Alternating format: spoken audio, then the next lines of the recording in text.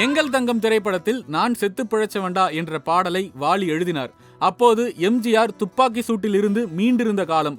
அந்த வரிகள் அவருக்கு பொருத்தமாக அமைந்தன. பாடலை கேட்ட எம்ஜிஆர் மகிழ்ச்சி அடைந்தார்.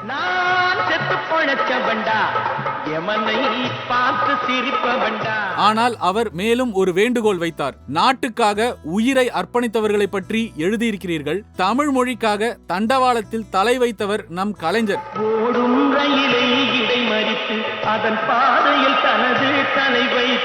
அவரை பற்றியும் ஒரு சரணம் சேர்த்தால் நல்லது என்றார்.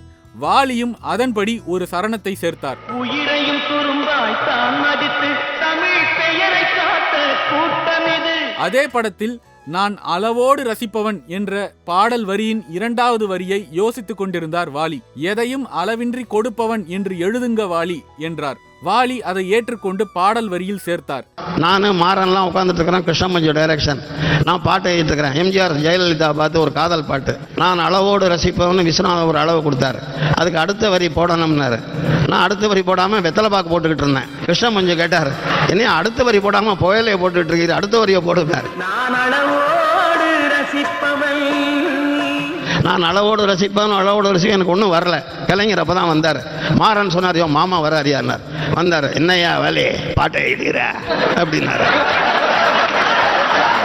இல்லை அளவோடு ரசிப்பவன், அதுக்கு அடுத்த வரி புரியலன்னு. விசு டியூனை வாசினார். நான் அளவோடு ரசிப்பவன்.